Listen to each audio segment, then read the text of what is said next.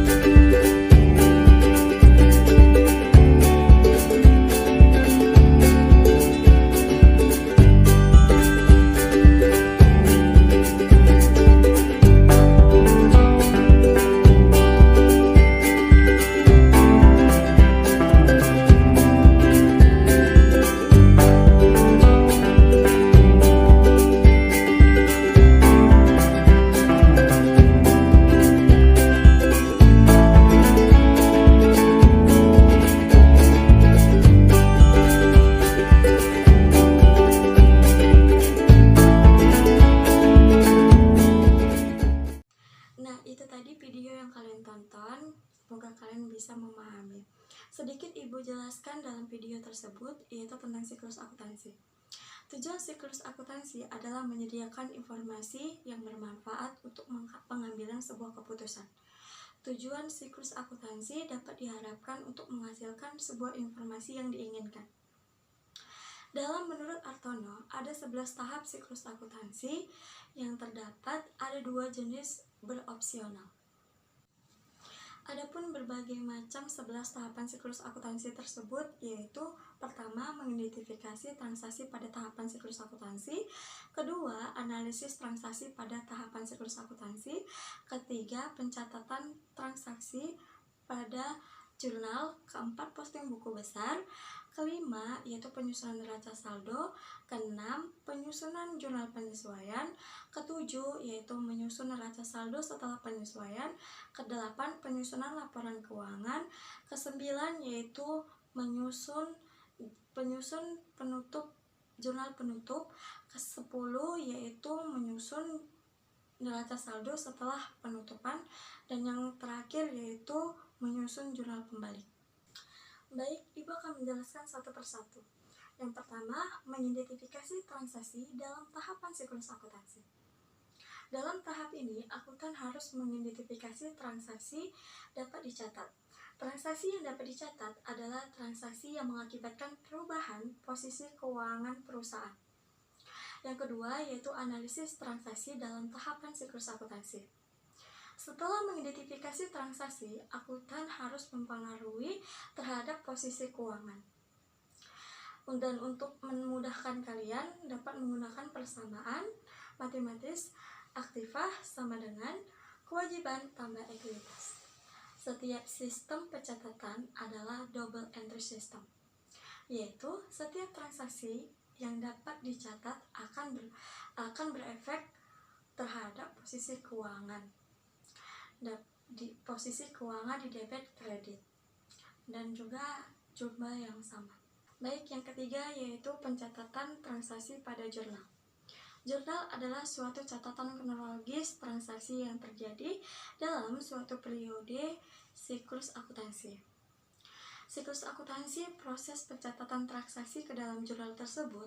Penjualan, terdapat 2 macam jenis jurnal dalam tahapan siklus akuntansi. Yang pertama yaitu jurnal umum dan kedua yaitu jurnal khusus. Jurnal umum biasanya dilakukan setelah tahapan entry, sedangkan jurnal khusus diselenggarakan untuk meningkatkan efisiensi pencatatan terhadap transaksi yang berlangsung. Contoh, jurnal penjualan, jurnal pengolahan, jurnal penerimaan kas, dan lain-lain. Selanjutnya yaitu posting buku besar. Posting buku besar adalah kumpulan rekening-rekening pembukuan yang masing-masing digunakan untuk mencatat informasi tentang aktiva tertentu. Yang kelima yaitu penyusunan neraca saldo. Neraca saldo adalah daftar saldo rekening-rekening buku besar pada periode tertentu, atau pembukuan yang mencerminkan semua saldo kredit dan debit di semua akun-akun pada buku besar. Pada tempatnya, ketika jumlah debit dan kredit tidak sama, pasti terdapat kesalahan. Baik, selanjutnya yang keenam yaitu penyusunan jurnal penyesuaian. Penyesuaian dilakukan secara periodik. Bahannya saat laporan akan disusun, transaksi penyesuaian dicatat pada jurnal penyesuaian dan kemudian dilakukan ke dalam buku besar. Yang ketujuh yaitu penyusunan neraca saldo setelah penyesuaian. Kalian hanya perlu melakukan neraca saldo kedua dengan cara memindahkan saldo yang telah disesuaikan pada buku besar ke dalam neraca saldo yang baru. Yang harus kalian pahami, cara membuat neraca saldo penyesuaian yaitu siapkan neraca saldo dan mencatat saldo ke jurnal penyesuaian. Dan yang kedelapan yaitu penyusunan laporan keuangan. Dokumen transaksi yang berisi catatan posisi keuangan dan kinerja keuangan suatu entitas. Laporan keuangan disusun seperti laporan laba rugi, laporan perubahan modal, neraca, dan juga laporan keuangan. Selanjutnya yaitu penyusunan jurnal penutup. Jurnal penutup hanya dibuat pada akhir periode akuntansi saja. Rekening yang ditutup banyak rekening nominal atau rekening laba rugi. Caranya adalah mengenolkan membuat nilai rekening tersebut. Yang ke-10 yaitu penyusunan neraca saldo setelah penutupan. Neraca saldo ini adalah daftar saldo rekening-rekening buku besar sudah setelah dibuatnya ke jurnal penutup. Oleh karena itu, neraca saldo ini hanya dibuat ke saldo rekening-rekening permanen saja. Tujuannya yaitu memperoleh keyakinan bahwa saldo yang seimbang sudah benar.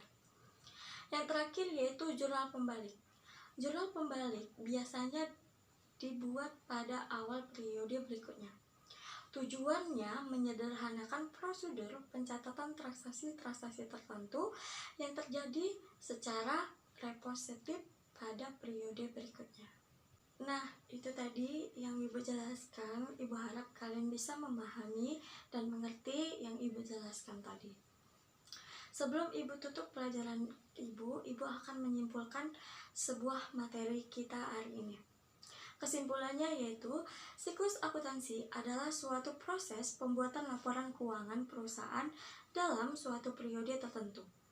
Umumnya, siklus akuntansi diawali dari transaksi hingga pada pembuatan laporan keuangan perusahaan yang selanjutnya.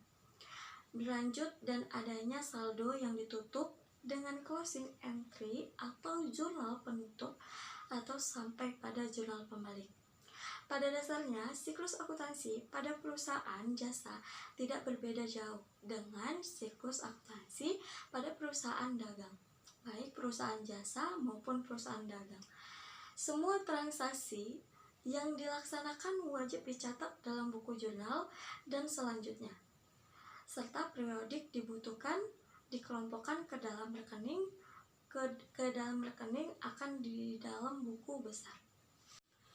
Baik anak Ibu harap kalian bisa memahami dan kalian bisa mengerti.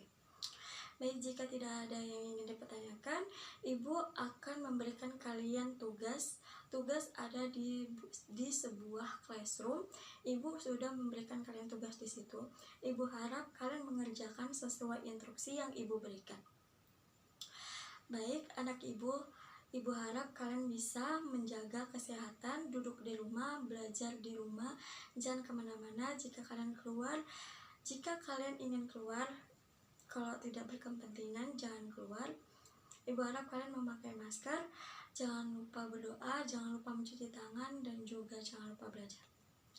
Baik, pelajaran Ibu kali ini Ibu tutup. Wassalamualaikum warahmatullahi wabarakatuh.